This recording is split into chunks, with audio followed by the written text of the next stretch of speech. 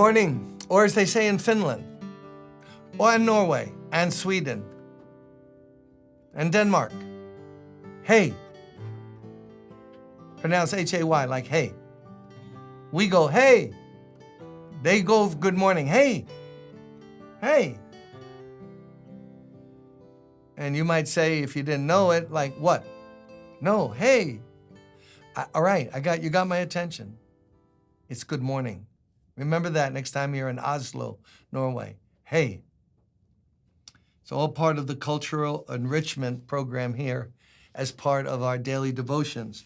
1 Samuel 25, David and this very surly and mean, foolish man named Nabal, who's married to Abigail, who is beautiful and intelligent.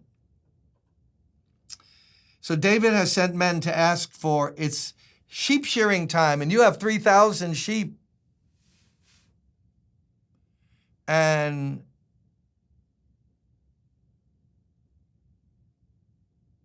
how about sharing a little bit? Because when you were in the territory, my men never stole from you, and they were like a wall of protection around you. But Nabal answered, "Who's David? Get out of here." David's men turned around and went back, and when they arrived, they reported every word. Ooh. They should have kind of given a little synopsis and not every word, but they did. And David said to his men, "Each of you strap on your sword." So they did, and David strapped on his on as well. So they did, and David strapped his on as well. About 400 men went up with David, while 200 stayed with the supplies. So what do we learn from that? David is not going there to have a Bible study and discuss who wrote the book of Hebrews. No. He just put his sword on, and it was not the sword of the Lord, which is the word of God.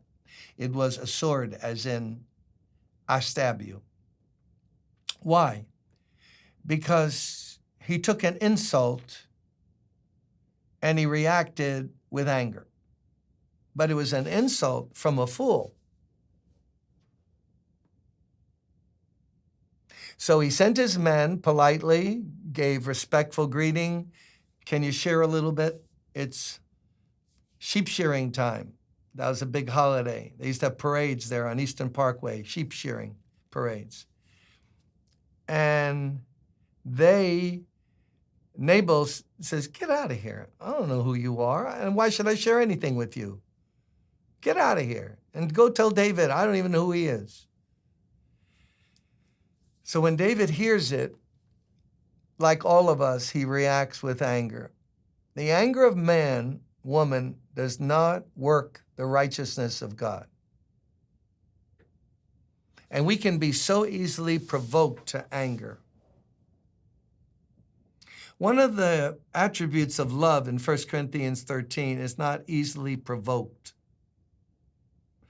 Some people, some of us, forget some people, it's like working with just the littlest thing. You have to tiptoe around them because any little thing could be misinterpreted and they're going to go off. They're easily angered. Love is not easily angered.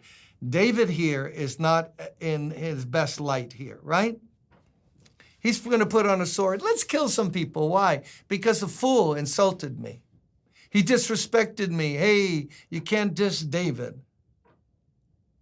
That's what's happening here. And God put it in the Bible for our edification and learning.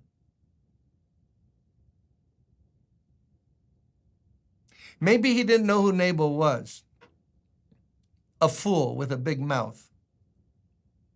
Proverbs talks a lot about that. But no matter who he was, why kill people? Is that imbalance? Okay, he wouldn't give us some bread and water and food. So let's pay him back we'll wipe out everybody. No, we'll kill everyone. Go to social media and see that in verbal action.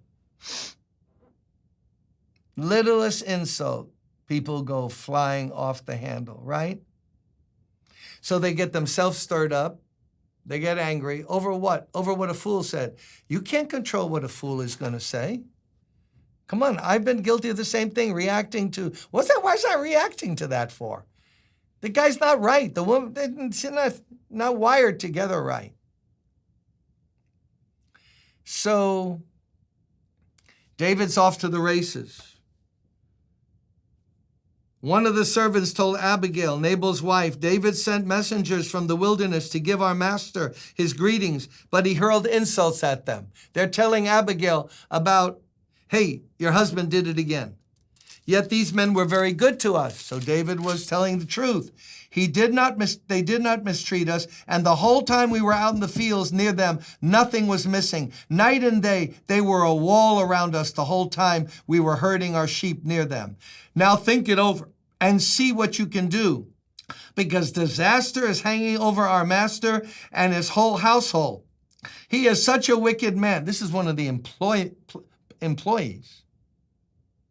He is such a wicked man that no one can talk to him. This is one of his own servants who had sized him up and said he might have a lot of goats and he certainly has a lot of sheep, but he ain't right. No, he's a fool. He invites a beating. His words provoke people. Like he looks for ways to insult people. Come on, don't you know people like that? The main thing is let's not be those people. There are people just looking. By the way they talk, they're looking for a fight.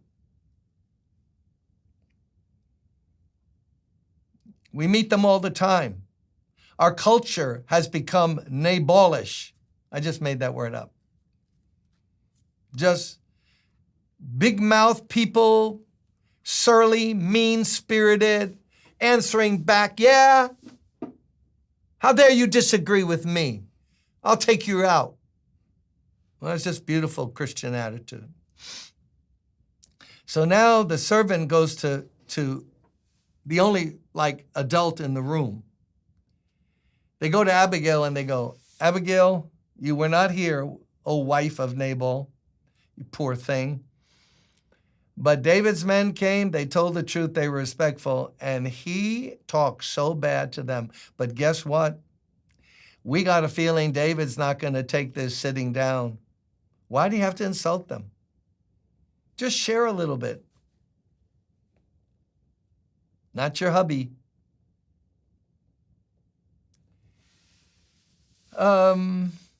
And now it's all in Abigail's hands. What is she going to do?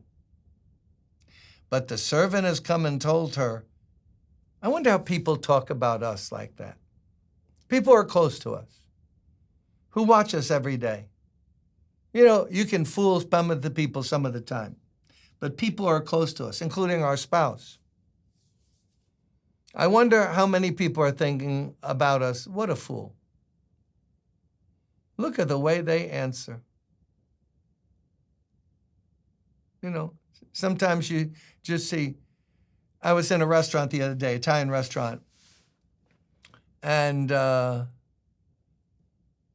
this lady, she was holding court, as it was, at the table, about 6 people, 7 people. Husband, one of her kids were there.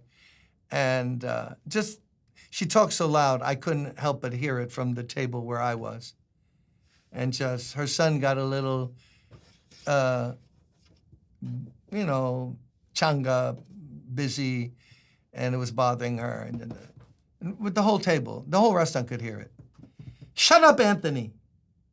You want that back on my hand? You know, it's a great way to raise a child. And then her husband or sister or something, no, it was her sister, it seemed like. She told her what to order, like what's good at the restaurant, she told her. But the sister didn't order what she told her to order. Get the veal parmesan, it's the best in the city. So the sister ordered something else. Hey, I told you to order the veal parmesan.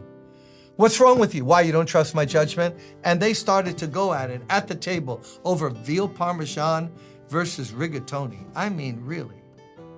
No, but to a fool, that's important. She didn't follow my suggestion.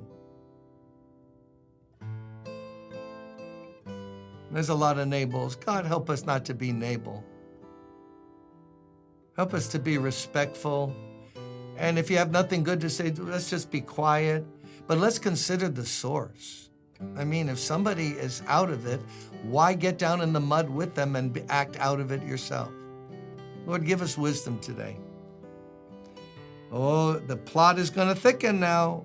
See you tomorrow. Bye-bye.